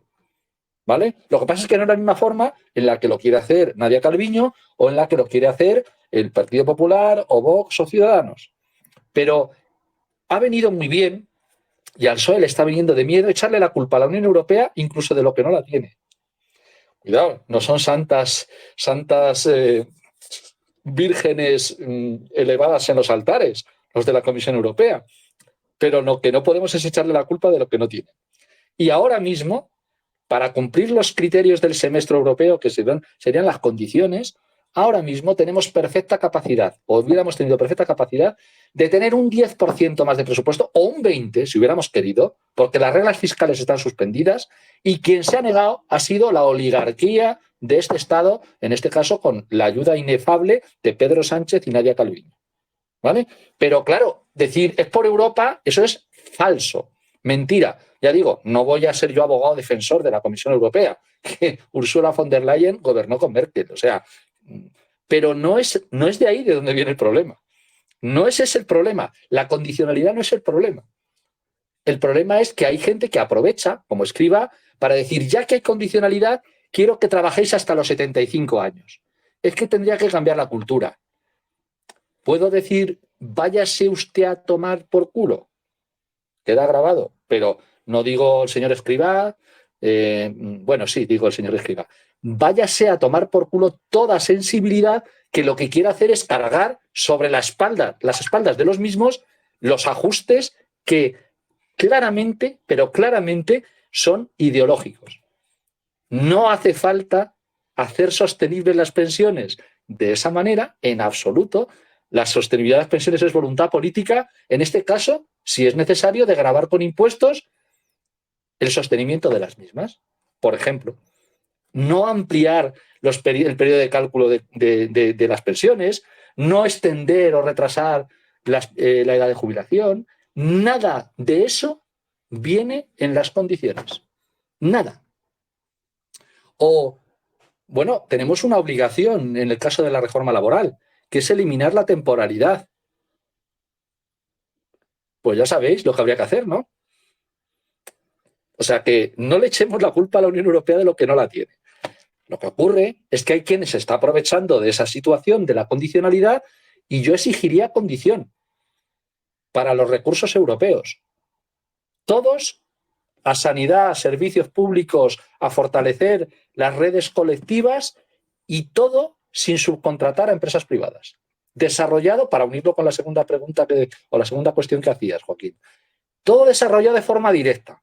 Pero claro, desarrollarlo de forma indirecta es otro flujo de beneficio adicional para estas grandes corporaciones. Todos los procesos de externalizaciones, que es el eufemismo de privatización de la provisión de servicios públicos, lo que supone es darle una cuota parte de beneficio de esos recursos a las empresas que se dedican a hacer el trabajo que tendrían que hacer las administraciones públicas. La descapitalización que ha tenido lugar con lo público en las últimas 2-3 décadas ha sido absolutamente descomunal, desproporcionada. Claro, es increíble que haya quienes quieran o entiendan que tiene que haber servicios públicos, pero que los servicios públicos al final los tienen que gestionar empresas privadas porque nosotros somos unos inútiles. Vendría a ser lo mismo que decir, mira, yo tengo que bajar la basura y comprar el pan, pero como no me quiero ni manchar las manos ni perder un minuto en comprar el pan, pues lógicamente pues contrato a otro. Pero claro, me tendrá que salir más caro el servicio público ese que me están haciendo, ¿no? Porque es que al que contrate querrá ganar dinero. Bueno, pues el que contrato es el Tito Floren, ¿vale? O es Ferrovial, o es Fomento de Construcciones y Contratas, para cosas relacionadas con lo municipal, desde la recogida de residuos hasta la asistencia a la gente que traemos refugiada de Afganistán. Si en el caso ese es la Cruz Roja, me da igual, se está subcontratando algo que tendría que prestar de forma directa la administración pública. Y en ese proceso de descapitalización se incide también en esta forma, diríamos, de rescate a través de fondos europeos que no tendría por qué ser como se está realizando. Imaginaos que uno de los ejes fundamentales fuera fortalecer la administración pública. Bueno, pues tendríamos, entre otras cosas, que tener más empleados y empleadas públicos y públicas. Ese sería uno de los objetivos fundamentales que tendrían que tener ese modo de cambiar la situación. En absoluto se va a hacer eso. Y eso es una de las cosas que decía que me preocupa más que la condicionalidad, porque es germen de estar desarmados para la próxima crisis que no dudéis que tendremos y en poco tiempo. Esa situación nos deja mucho más desarmados que si se fortalecieran las administraciones públicas, que si esos servicios públicos quedaran blindados. Imaginaos, para no utilizarlos. Vuelvo a poner el ejemplo de la nave industrial con cartel de hospital, que es el Zendal. No tiene ningún problema la derecha en crear un esqueleto y dejarlo cerrado el tiempo que sea necesario. Ojalá no se tuviera el mismo problema para tener contratados y contratadas a personas para prestar servicios públicos, aunque no fueran necesarios en el día de hoy. Y no es el caso, porque bajar los ratios en la educación, pues no sería tener a los maestros o a los profes o a las profes de manos cruzadas, sino prestar un servicio público mejor. Atender mejor a nuestros mayores en residencias o en domicilios con gente dignamente pagada y bien pagada sería la mejor inversión. Pero claro, ahí el margen de beneficio que puede tener una empresa es que no se puede ni aproximar que en hacer una planta para hidrógeno verde. Pero, vamos, la descapitalización de las administraciones públicas, como indicas, es un verdadero problema gravísimo que se nota sobre todo cuando llega el momento en que hay que ejecutar grandes cantidades de fondos, de gasto público, como este. Los ministerios están absolutamente asfixiados, incapaces de gestionarlo directamente, y lo que hacen es, se lo entregan a las empresas para que sean ellas las que lo gestionen. Vaya solución.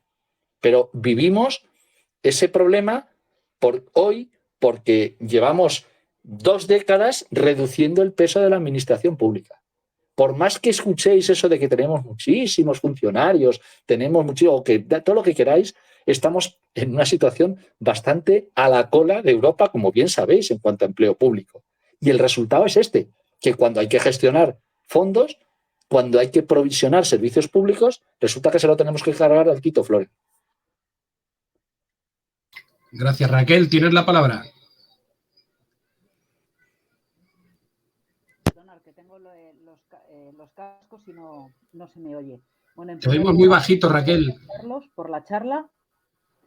Y luego te quería hacer dos preguntas. Aprovechando que Joaquín ha sacado lo de las pensiones, ¿qué te parece que el gobierno obligue, bueno, me imagino que esto viene por parte del PSOE, no lo dudo, a los fondos de pensiones de empresa en vez de los privados? Para mí, personalmente, es exactamente lo mismo. En vez de hacértelo tú, te lo va a hacer la empresa. Porque el tema es en qué te vas a gastar ese dinero y no lo vas a poner en la seguridad social.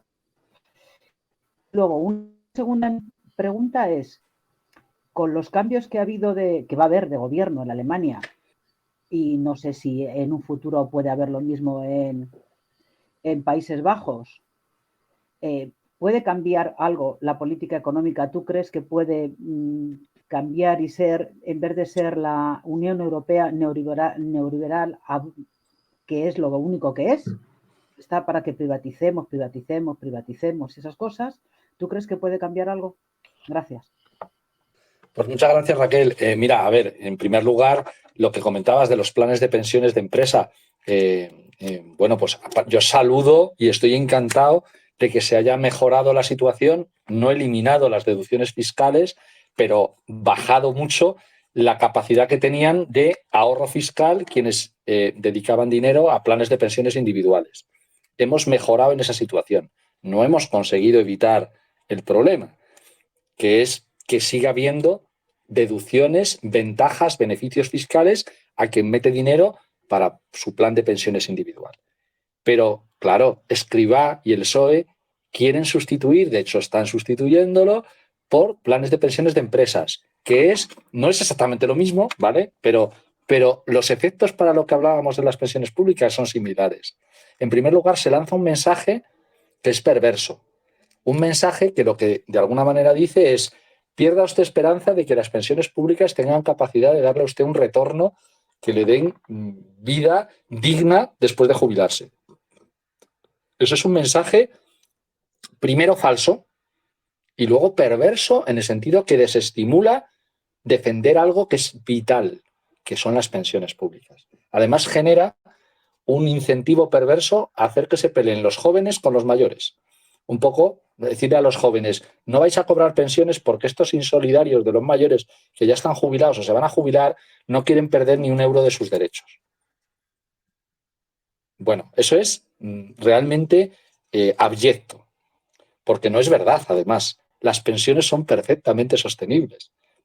Incluso en las condiciones actuales son perfectamente sostenibles. Es un tema de voluntad política. Por lo tanto, lo que hay que hacer es tomar las medidas para evitar que pasen cosas como las que están ocurriendo. ¿Cómo narices vamos a tener, en este caso, pensiones públicas si lo que hacemos es deteriorar y precarizar el trabajo? Y sueldos inferiores a los que había una década. Bueno, pues claro, en esas condiciones, resultado de las reformas laborales, de la del PSOE y la del PP, las últimas, por no hablar de antes, ¿vale? Pero toda esa situación lo que genera es trabajo más barato, que lógicamente cotiza menos para sostener las pensiones públicas. Bueno, pues esa es una mala política. Por eso hay que derogar las reformas laborales. Al menos la última, al menos, que lo tenemos firmado con eso, ¿vale? Hay que cumplirlo. Y espero que antes de terminar el año se cumpla y se empiecen a dar pasos en ese sentido. Será la forma, entre otras cosas, de evitar que la chavalería pues no pueda no solamente independizarse, sino pensar en tener críos. Porque ¿cómo vas a tener críos con salarios de mierda, con precios de alquiler de la leche? Y ¿cómo quiere usted que coticen para las pensiones de los que están jubilados y de los que nos vayamos a jubilar en el futuro? Ese es un elemento esencial. Pero segundo, si es necesario que se contribuya al sostenimiento de las pensiones públicas con impuestos, hay que hacerlo. Desde luego, los planes de pensiones colectivos o individuales no son la solución. Además, también por una cosa, solamente son solución desde el punto de vista individual o colectivo si tienen ventajas fiscales. Pero bueno, estos liberales, ¿pero cómo son? O sea, vamos a ver, están promocionándolos quienes no quieren Estado. Pero para que funcione el sistema de los planes de pensiones privados o públicos, les tenemos que dar ayudas fiscales. Pero bueno, ¿esto qué es? Pero pues hacer planes de empresa si queréis, pero sin una puñetera ayuda de todos y todas. Pero entonces dicen que no vale. Es decir, la historia funciona en la medida que desde lo público demos dinero para que sean rentables los planes de pensiones individuales o colectivos. ¡Ja! Es que, claro, es que lo que están haciendo tiene muy poquitos pases. Desde el punto de vista de la coherencia, ninguno. Lo más rentable para una persona que está en una empresa en la cual se puede poner en marcha un plan de empresa es decirle a su sindicato de clase que en vez de plan de empresa, aunque dejen estar a UGT o a comisiones o a CGT en el cotarro, lo más rentable es que esa empresa, si está dispuesta a poner dinero en un plan de empresa, que lo ponga elevando las bases de cotización de los trabajadores. ¿Por qué no lo hacen? ¿Sabéis por qué? Pues porque lo que quieren no solamente es utilizar ese dinero financiero, esos planes de pensiones durante la vida del plan hasta que se jubila la gente. No solo eso. Además, quieren que ese plan de empresas tenga ayudas fiscales de las que se beneficien. Hombre, así hasta mi abuela hace dinero. Vamos a ver, que no, que quiere, empresa, ¿usted quiere cotizar más por nosotros? Encantados. Eso es lo más rentable para el trabajador. Eso no es lo que quieren las empresas. Las empresas quieren cotizar más, sí, en ese plan de empresa, siempre y cuando tengan ventajas fiscales, que al final supone que sale del dinero de todos y todas los contribuyentes españoles y españolas, y hacer negocio con el resultado de esa operación. Por eso es muy negativo y que hay que oponerse a ello. Y, lógicamente, eso es claramente una opción del Partido Socialista, lógicamente también de la mano de los grandes operadores financieros que intentan, bueno, pues darle aire a ese sistema de pensiones privados, ya sea individual o sea colectivo. Por lo tanto, aquí tenemos un problema serio e importante que, bueno, pues los sindicatos de clase en muchas ocasiones han aceptado ese sistema de planes de empresa, indicando que, bueno, que forma parte de la negociación colectiva y que, bueno, pues que si en una empresa son capaces los trabajadores de sacarle un plan de empresa a la corporación con la cual están negociando, pues es una ventaja para los trabajadores. Claro, pero el problema es que le demos ayudas fiscales. Entonces ya, ¿quién está realmente poniendo la tela? Pues todos los contribuyentes. Por lo tanto, yo creo que es necesario hacer reflexionar también a nuestros sindicatos para que no entren por ese aro, porque es pernicioso a corto, a medio y a largo plazo para las pensiones públicas. Y a ver, y decías, y había otra cosa, perdón, aparte de las pensiones, ¿qué me habías dicho, Raquel? Se me ha ido y no lo he apuntado. Los cambios de gobierno que va a haber en Alemania. Ah, sí, perdona. Sí. Muy interesante. Sí. Que nos joden la vida todos los días. Sí. No, sí, está muy claro. Oye, sí, recuerdo una cosa. Mañana hay manifestación por las pensiones a las 12 de Neptuno a Sol. ¿Vale? Se lleva preparando 6 meses por lo menos. Así que deberíamos de asistir. Pues lo que decía Raquel, tremendamente interesante también en relación a los posibles cambios en gobiernos. Yo ahí no soy optimista, soy de verdad profundamente positivo en cuanto a que esto tiene solución, pero la solución no va a venir de la mano del SPD aliado con los verdes y con los liberales. No, o sea, por ahí no va a venir la solución.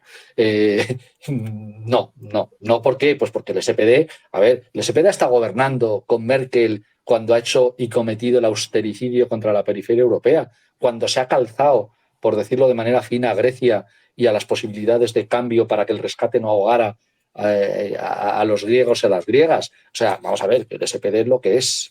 El SPD es una pata del sistema y, por lo tanto, los socialdemócratas alemanes, por ahí no va a venir la solución. Evidentemente, ¿cómo no va a venir por el lado del PSOE en España o por el lado del Partido Socialista Portugués? No. O sea, claro, podemos decir, bueno, pero comparado con Merkel, bueno, pues, pero cuando elegimos males menores, no olvidemos que estamos eligiendo males, ¿vale?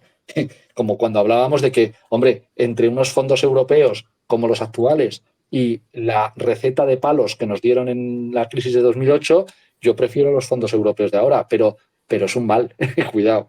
Y el SPD no va a arreglar nada de lo que son los retos de verdad importantes que vamos a tener en el futuro a nivel de Europa. ¿Que va a ser algo mejor que si fuera Merkel o que si fuera los de la AfD, los ultras fascistas nazis de la ultraderecha alemana? Pues sí, podrá ser algo mejor o podrá ser menos malo, pero los retos requieren de acciones mucho más contundentes de la que es capaz de hacer este señor alemán tan aburrido que va a ser presidente del gobierno. Carlos. Sí. Sí, eso es para mí. Ah, vale, el otro Carlos. El otro. Sí, vamos a ver. Hay una cosa de las que has dicho que realmente me ha llamado la atención porque es algo que yo siempre le he dado vueltas, y es el tema de las subcontratas. Las subcontratas es, por decirlo de alguna manera que sea muy ilustrativa, para mí es como los paraísos fiscales de las empresas sin salir del país. Es decir, se permiten el lujo de sacar unos beneficios muy considerables a base de subcontratar, más subcontratar, más subcontratar, etcétera, etcétera. O sea, es decir, les cae todo sin hacer nada. Entonces, lo que tú has dicho de que se pudiesen hacer esas obras sin subcontratas, o sea, es algo, vamos, inconcebible en este país. O sea, es que de verdad, para mí este país es un país de sainete. Y es que, por ejemplo, para ilustrar lo del sainete, tenemos a Angela Merkel, que nos ha estado jodiendo la vida a toda Europa, al sur de Europa básicamente, con el austericidio desde 2008, y ahora va en España y le damos un premio. Es que hay que joderse, de verdad, es que hay que joderse. Pero bueno, yo realmente lo que quería es saber, ¿tú crees que después de estos fondos europeos, la desigualdad puede corregirse algo o irá en aumento? Bueno, pues está claro que el modelo, diríamos, de crecimiento que auspician estos fondos, lógicamente, si se dan las condiciones que podemos intuir en el momento presente, lo que se hará será acentuar la desigualdad. Eso es evidente. Eso no quiere decir que esa desigualdad no pueda ser establecida sobre un escalón superior a que no se estuvieran produciendo las inyecciones de dinero, ¿vale? Que es lo que comentaba antes. Pero en términos de desigualdad, lógicamente, fijaros, para que os hagáis una idea, para la parte, diríamos, de la fase, diríamos, de transferencias, que son unos 73.000 millones de euros de transferencias que el Estado español no tiene que devolver, pero que la Unión Europea sí tiene que devolver a su vez, ¿vale? Pues para esos 73.000 millones, solo las empresas del IBEX 35 han presentado proyectos en torno a unos 105.000 millones de euros. Las empresas del IBEX 35, es decir, la crème de la crème de las corporaciones del Estado español. Lógicamente, los proyectos, con las múltiples variaciones que tienen cada uno de ellos, pues desde cosas relacionadas con el automóvil eléctrico, hasta cosas relacionadas con la energía y el tema del hidrógeno verde, hasta temas relacionados con el despliegue del 5G, etcétera, etcétera, etcétera. Todos esos elementos dejan fuera una gran parte de la población. Está claro. Hay otra parte que recibirá, como os decía antes, migajas o efecto rebose de esos proyectos que se pongan en marcha. Es evidente, pero no todo el mundo va a tener la capacidad, en este caso, de caminar al unísono. Con lo cual, las tensiones en materia de desigualdad se van a producir de manera muy exagerada. ¿Qué ocurre? Pues que también es verdad que esa inyección de dinero público que va a mejorar la rentabilidad de las empresas, en este caso a costa de una deuda que pagaremos todos los europeos y europeas durante esa próxima generación, pues eso va a suponer que va a haber más empleo. Y evidentemente ese empleo en forma de salarios, incluso con salarios más bajos de lo que deberían ser o precarizados, permitirá ingresos a gente que si eso no se produjera, pues no los tendrían. Desde esa perspectiva estaremos en una situación de una desigualdad mayor, pero desde un escalón superior a que no se produjeran. Conformarse sería una mala opción. Pensar que es la única alternativa sería nefasto. Ahora, simplemente decir, esto no va a servir para nada, también nos dejaría ante una realidad que no confirmarían las propias realidades de estos próximos meses. La economía va a crecer a nivel macro, pero también la gente va a tener más dinero desde el punto de vista general, porque va a haber más empleo derivado de estos proyectos. Ahora, quienes se van a poner las botas son, en este caso, las élites, en este caso, los consejos de administración y los mayores accionistas de las empresas, no solo del IBEX 35, sino las que, en este caso, se van a llevar la parte del león de estos proyectos. Y lo vamos a ver pronto, o sea, porque los efectos desde el punto de vista de los incrementos de los índices con los que se mide la desigualdad, tipo Gini, por ejemplo, pues bueno, pues lo van a mostrar de manera muy rápida.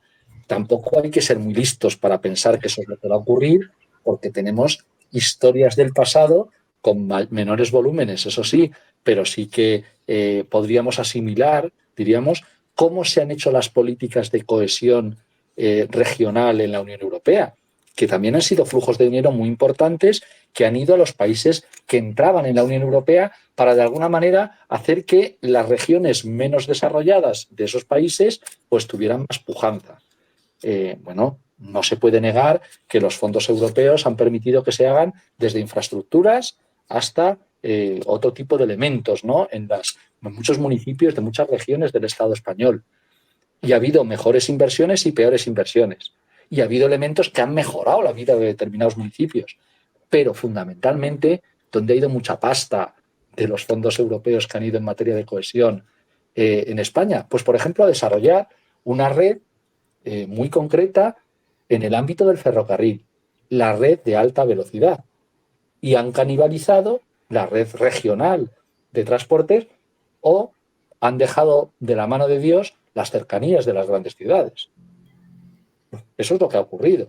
Un pastizal inmenso para el AVE, estoy simplificando mucho, poco eficiente, por cierto, que sirve a una parte de la población, y la parte en este caso, del ferrocarril, que debería atender a eso que llamamos España vaciada o a la clase trabajadora en las ciudades, pues esa parte, pues tienes que tener mucha suerte para encontrar funcionando unas escaleras mecánicas en determinados lugares de las cercanías de Madrid. Y no te digo nada en Cataluña, por lo que me dicen los compañeros y compañeras de allí. Y, sin embargo, pues el desarrollo de la red del AVE pues ha sido impresionante. Por cierto, seguramente habéis oído que en ese desarrollo ha funcionado perfectamente el mercado. La Comisión Nacional de Mercados y Competencias acaba de ponerles una multita de 128 millones de euros a las empresas, fundamentalmente 6, que se repartían el bacalao en eso que se llama mercado, que funciona, ya sabéis, de manera con la mano invisible de Adam Smith, ¿no? La mano invisible consiste en que se ponían de acuerdo las empresas, lógicamente, para elevar el precio de las licitaciones, para no morderse entre ellas, a costa, lógicamente, de los presupuestos públicos. Les han puesto 128 millones de euros, que supone el 3% de los contratos que amañaron. Les sale a cuenta. ¿Vale? Les sale a cuenta. Bueno, pues esto de ahora es una segunda parte corregida y aumentada de lo anterior de políticas de cohesión. Por eso me permito, ya digo, la chulería de decir que desde el punto de vista de la desigualdad, que era lo que tú hacías referencia, Carlos, pues esto es más de lo mismo. Ahora, sí, una desigualdad, pero desde un estadio superior, ¿vale? Y eso es cierto y debemos reconocerlo, porque si no lo reconocemos, pues se nos van a ver también las costuras de una falta de rigor en la crítica y nos van a no considerar el simplemente decir, no, todo va a ser un desastre y vamos a estar mucho peor y tal. No. Con esto que se va a hacer, pues va a haber gente que va a tener un salario, unos más altos, otros más bajos, que en otras circunstancias no lo tendrían. Ahora, esa es la forma en la que podemos tener una sociedad más cohesionada, más igual, que preste atención a lo más importante, a lo público, a lo colectivo. Pues no, esta forma no lo va a hacer. A ver, nos quedan 10 minutitos, hay 2 palabras pedidas. Si alguien más quiere pedir la palabra, apuntaros ahora, ¿vale? Porque si no, luego me regañan porque la moderación no cortamos nunca. Y como ya le pagamos los 10 milloncitos, si no pasamos de hora...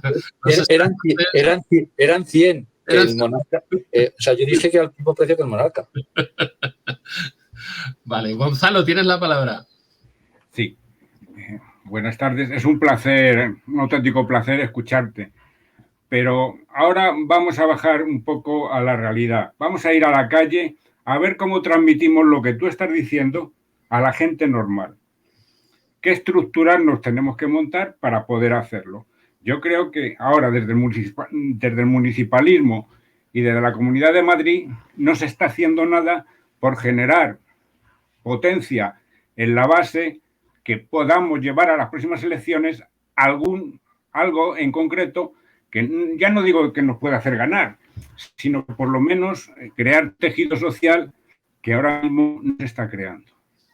A mí lo que me preocupa realmente es de qué forma transmitimos lo que tú dices o lo que dicen otros y llevarlo a la gente para que en vez de escuchar lo de la cerveza y las tonterías que se están diciendo, se escuche otra serie de cosas y que la gente le dé que pensar. Nada más por mi parte. No, muy de acuerdo, Gonzalo. Por supuesto que la crítica sin alternativa no vale de nada. Y la alternativa tiene que plasmarse, como bien indicas, en lo concreto. Y eso es hacer política. Y yo creo que compartimos los que aquí estamos y las que aquí estamos que eso es fundamental. ¿Cómo se plasme eso en la actuación a nivel local, regional, estatal, europeo o mundial? Pues mira, cada uno tenemos nuestro librillo y cómo pensamos que debería ser el futuro en ese sentido. Yo no doy nunca, por carácter, un balón por perdido. Incluso cuando ha salido fuera del campo, yo sigo corriendo. Y no es mala táctica, en mi opinión. No es mala táctica, aunque desde luego a mí no me haya ido muy bien. Pero desde el punto de vista colectivo yo creo que es lo que hay que hacer. Creernos que, aunque el tortazo ha sido grande desde el punto de vista político, pues bueno, pues a nivel de la Comunidad de Madrid, a nivel del Ayuntamiento, o si queréis a nivel estatal, porque lógicamente las insuficiencias de gobernar con un partido socialista, que es una pata más del sistema, pues no generan mucho entusiasmo en miles de personas ahí fuera. Se trata de armar algo que sea capaz de superar ese tipo de circunstancias y plantear una alternativa ilusionante. Y yo creo que es posible. Yo creo que es posible, más allá de personalismos, más allá de que evidentemente mi alternativa va por el camino de construir, junto con muchos y muchas, pues algo que pueda dar respuesta a las aspiraciones de la gente que en peor situación está en nuestro país y que además suponga un estímulo para la gente normal de este país. Yo lo llamo izquierda transformadora. A mí me da igual que el que lo quiera llamar de otra manera. Yo lo llamo Frente Amplio y me gusta el planteamiento que hace Yolanda Díaz, mi compañera y amiga, para hacer la propuesta. Pero no es necesariamente la única propuesta que puede tirar para adelante. Ahora, nos tenemos que dejar en casa la parte de heridas propias, que tenemos muchas todos y todas, por cómo se han trabajado las cosas en el pasado, y no hablo en el pasado más reciente. Anda, si de algo tenemos historia en las izquierdas en este país, es de apuñalarnos entre nosotros con saña y sin ningún tipo de respeto.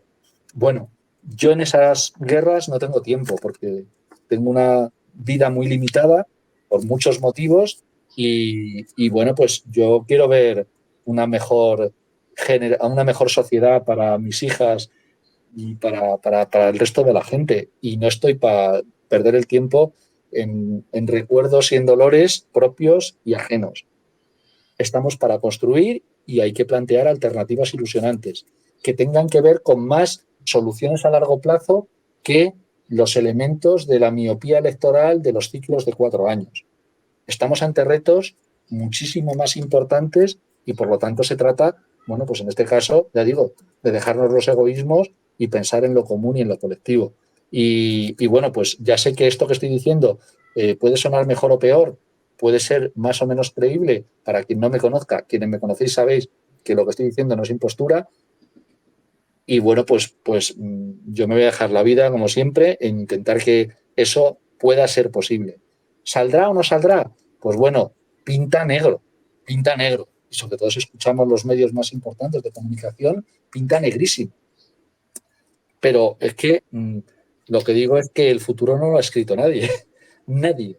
No lo tiene nadie seguro, y si curramos de manera inteligente y dejándonos la piel en ello, pues se pueden llevar un susto como se lo han llevado en otras ocasiones. Y lo mismo, pues bueno, pues lo que hoy parece una cosa imposible, pues dentro de unos meses o de un par de años, pues es algo perfectamente factible. Pero claro, si nos dejamos las chorraditas por el camino, porque como bien decías, Gonzalo, si no hay un planteamiento serio, creíble, que de alguna manera yo es lo que es entresaco de lo que tú planteabas, pues bueno, pues qué futuro ilusionante le vamos a plantear a la gente que va a ir a votar, ¿no? Y eso se hace, pues la única manera es desde la coherencia y desde, en este caso, pues bueno, dejarnos esta parte de peleas internas, no para un ratito en el cajón, sino de verdad para siempre en el basurero de la historia. Pues una preguntita primero sobre el tema de cómo se han gestionado las cosas, porque los medios de comunicación han hecho de altavoz clarísimo con respecto a lo que se ha querido proponer desde las dinámicas de poder económico en este país, y luego ha habido una gestión con una falta de transparencia absoluta, en la que compañeros y compañeras que intentaban saber en qué se metía la pasta, quiénes eran las empresas, etcétera, etcétera, han tenido que esperar prácticamente a que los papeles estuvieran ya presentados en la Unión Europea para empezar a enterarse de algo, y te soltaban 2.500 folios y no sé qué, no sé cuál. Entonces, hay un elemento de falta de transparencia absoluta que va en los discursos de mucha transparencia, pero que luego cuando hay pasta por detrás, eso se dinamita, pero vamos, en un pic-pas, y yo creo que ha sido una vergüenza pública para hacérnoslo ver. Y te quería preguntar, porque tú conoces también dinámicas de la economía social, ¿qué debería aprender la economía social de una cosa como estos fondos? Porque sí que hay, no sé, por ejemplo, el que no se haya estructurado y se haya hecho con tanta opacidad las cosas no ha permitido que se puedan articular dinámicas de apoyo mutuo, aglutinando proyectos que podrían haber surgido o se pudieran haber presentado con más fuerza, etcétera, etcétera, ¿no? Hay una dinámica un poco de fragmentación que se está rompiendo en los últimos años con redes del Mercado Social de Madrid, etcétera. Y mi pregunta es, ¿qué lección tiene que aprender la economía social de un acontecimiento como esto? Lo digo porque las subvenciones tampoco son ajenas muchas veces a las dinámicas de la economía social, pero justamente en una dinámica contraria, en una dinámica de puesta en marcha, de supervivencia, que es justamente lo contrario, que es la de llenar las alforjas de pasta de quienes ya las tienen llenas. ¿Qué se mueve ahí? ¿Qué habría que haber movido? ¿El gobierno hubiera tenido que favorecer también el que hubiera habido posibilidades de que esas redes se hubieran consolidado, de que hubieran emergido proyectos comunes? Bueno, una cosa en relación a lo de la opacidad. O sea, bueno, yo no me muevo muy lejos desde de determinados círculos de por arriba, ¿vale? Me refiero a que yo recibo información de bastante cercana, diríamos, a presidencia del gobierno, ¿no? Yo no tengo ni idea de lo que se cuece en la oficina económica que ha gestionado en Moncloa los fondos de reconstrucción. Ni idea, ¿vale? Y no estoy lejos de ese núcleo irradiador, ¿vale? Ni idea. O sea, la opacidad es total y brutal. Y es lógico que haya opacidad enorme. Hay una burocracia gigantesca relacionada con la gestión de esos fondos, pero la responsabilidad de la opacidad no es de esa burocracia gigantesca, sino que, lógicamente, la historia se ha montado, bueno, pues de una forma que limita no solamente la adjudicación de los fondos, sino también su control posterior, ¿vale? Y ya veremos cómo va a haber problemas con todo eso cuando pasen unos años, ¿vale? Pero eso es normal, y lo uno con lo que tú comentabas, porque es que lo que se ha planteado es un juego en el que, entre comillas, estamos muy lejos y fuera quienes concebimos la economía, incluso dentro del capitalismo, de otra manera, ¿vale? Y la economía social no tiene espacio aquí. A ver, no quiere decir que no se pueda aprovechar, y de hecho habrá algo que se pueda aprovechar desde la economía social. No tengo dudas de que determinadas cooperativas o sociedades laborales se puedan aprovechar de migajas en la historia. Y dices tú, Joaquín, ¿cómo podría haber sido de otra manera? Es que si fuera de otra manera, sería como si mi abuela tuviera ruedas, que no sería mi abuela, que en paz descanse, sino sería una bicicleta. Es que no puede ser de otra manera para que sea como ellos quieren que sea, y ahí la economía social tiene un problema fundamentalmente de tamaño, Joaquín, porque el problema es que los grandes proyectos son los que aquí se llevan el gato al agua, son los que realmente tienen la parte de vistosidad desde el punto de vista de los poderes públicos para poder presumir de ellos, y de las grandes corporaciones, lógicamente, para optimizar esas economías de escala, es decir, de tamaño. Por lo tanto, las cosas que haga el mercado social o las muchas cooperativas que trabajan alrededor, pues lógicamente esas no van a ser las que o sea, podría haber sido de otra manera. Pues para que hubiera sido de otra manera, entre otras cosas, hubiera sido necesario un desarrollo mucho más pausado, mucho más tranquilo y además acompañado de actuación de las administraciones públicas. Fijaos, yo os cuento una cosa que me pasó en el Ayuntamiento de Madrid, que es una escala infinitamente inferior de recursos a la que ahora se está moviendo con esta historia. Es verdad que el presupuesto del Ayuntamiento de Madrid son, en términos agregados, unos 5.300 millones de euros, que no es pequeña cosa, pero lo de inversiones pues se queda en una décima parte de eso. Bueno, pues cuando había determinadas contrataciones en las que os puedo asegurar, peleé muchísimo para que fueran del lado de las pequeñas empresas de la economía social, pues una de las cosas que no me encontré porque ya la sabía y la conocía porque estoy vinculado a muchas de estas iniciativas desde el punto de vista de admiración y de conocimiento, y ya conocía el poco músculo que tenemos como economía social en Madrid. Bueno, pues el contrato para el suministro eléctrico a los edificios municipales. Es un contrato, para que os hagáis una idea, sería como 50.000 personas de suministro, lo que supone el dar electricidad a los polideportivos, a los edificios municipales, a los centros culturales, ese tipo de cosas, ¿vale? O sea, es un supercontrato, seguramente el mayor contrato de Madrid, ¿vale? Bueno, pues de alguna manera la contratación, que nos peleamos a brazo partido contra la intervención, contra el Tribunal Económico Administrativo, contra la Comunidad de Madrid que lo intentó boicotear, contra el Gobierno central en manos de Montoro que lo intentó boicotear, y la contratación que queríamos salió adelante. Es decir, la contratación facilitaba de una manera enorme el que posibles empresas de la economía social en el mundo de las cooperativas energéticas pudieran ser las adjudicatarias. Como está siendo grabado, no podré decir determinadas cosas, pero que me las estáis intuyendo, ¿no? El contrato estaba para que, de alguna manera, bueno, pues pudieran acceder estas empresas no gigantes del mundo de la electricidad. No había músculo. De hecho, quien se quedó con el contrato no fue ninguna de las grandes, mala suerte. No. Ellos dicen que fue porque yo les tengo manía a Iberdrola, a Gas Natural y tal, que un poco cierto es, pero yo no intervine en el contrato para que eso fuera así. Pero se lo quedó La Luz. O La Luz no es economía social. No es de las grandes, pero no es economía social. Pero las empresas de economía social no tenían músculo financiero para poder darnos servicio al Ayuntamiento de Madrid. Son demasiado pequeñas para que nos entendamos. Y si eso pasa con el suministro de luz del Ayuntamiento de Madrid, imaginaros con proyectos mínimamente significativos a nivel del Estado. Ese es el verdadero problema. Que claro, en una economía globalizada, gigantesca, las empresas de economía social que compiten con una mano atada a la espalda, pues lo tienen mucho más difícil. O sea, encima además tienen que tener criterios éticos en su forma de actuar. Pues, permitidme la ironía, es muy complicado estar en ese mundo. Por eso, ¿podría haber sido mejor? Claro, habría detalles que en la propia gestión de los fondos de reconstrucción podrían haber facilitado que en vez de caer unas cuantas migajas hubieran caído algunas migajas más.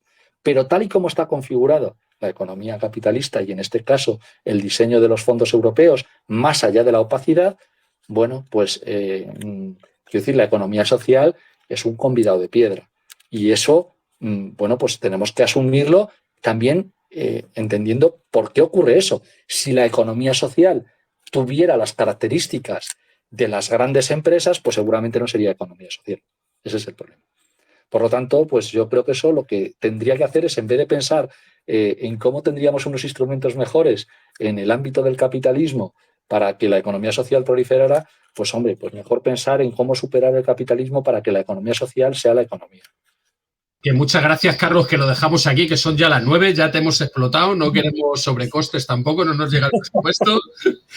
Que nada, que muy agradecidos, que sigas tan coherente como siempre y que es una gozada el poder estar contigo compartiendo estos temas. Ya sabes que te volveremos a dar la lata, probablemente este curso te dejaremos descansar un poco, tenemos que recuperarnos financieramente.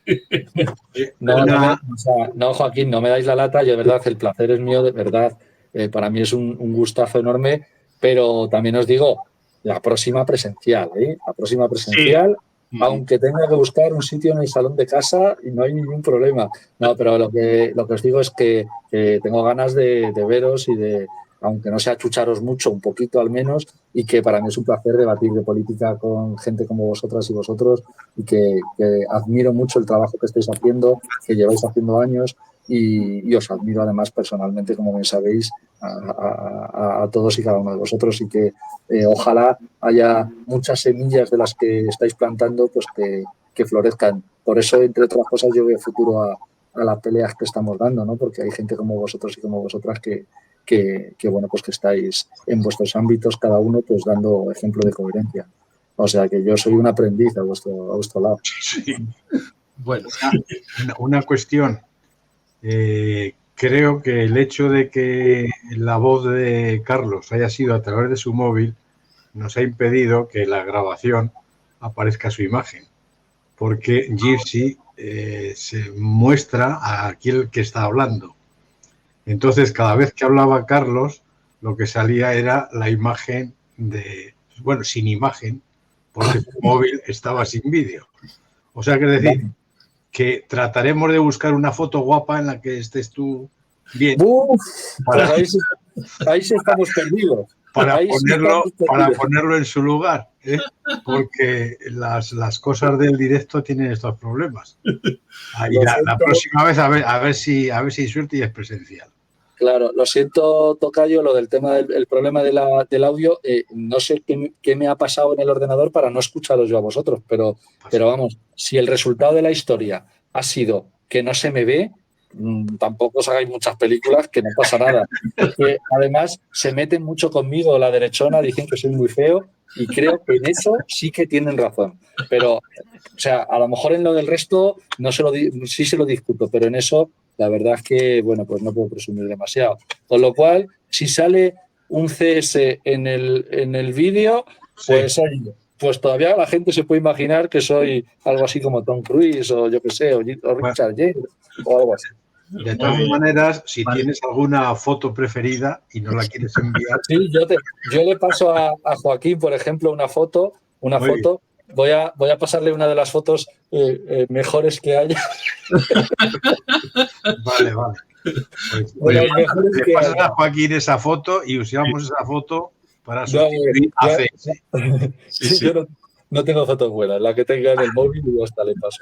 Muy bien. Vale. Bueno, pues que nada, que agradeceros también a todos y todas las que habéis estado aquí participando también en el diálogo. Era el arranque de curso, ¿vale? Y deciros que, bueno, primero lo que ha recordado Raquel, mañana, para la gente que pueda acercarse, el tema de la mani de los pensionistas a las 12 en Neptuno, si no me equivoco, me parece que salía de Neptuno. Y luego la escuela política, deciros que, bueno, que tenemos ya calendario montado, tenemos planteados algunas temáticas sobre el tema educativo. Tenemos también que comentaros que el día 23 de octubre vamos a hacer la presentación aquí en el barrio del Foro Ciudadano de Fuencarral del Pardo. Ya sabéis que nos salimos de los foros locales por la intervención ya absolutamente asfixiante de los partidos de gobierno municipal y hemos creado un foro en el distrito que quiere trabajar desde la ciudadanía con grupos de trabajo y con tareas que llevamos a cabo y que estáis invitados todos y todas también el día 23 a esa presentación que se hará en la Escuela de Adultos, ¿vale? Así que os animamos a continuar en la Escuela Política, os mandaremos el programa con las próximas intervenciones que tengamos. Me parece que la próxima, si no me equivoco, la hará Felipe, dentro de una quincena cultural que hemos planteado para el mes de noviembre. Tenemos prácticamente 2 semanas con aproximadamente una docena de actos programados. Entonces, bueno, pues os haremos llegar un programa amplio para que podáis también organizaros y apoyar también la presencia del foro y de la escuela. Y nada, pues quedamos emplazados para la próxima. Y Carlos, muchísimas gracias. Un abrazo muy fuerte.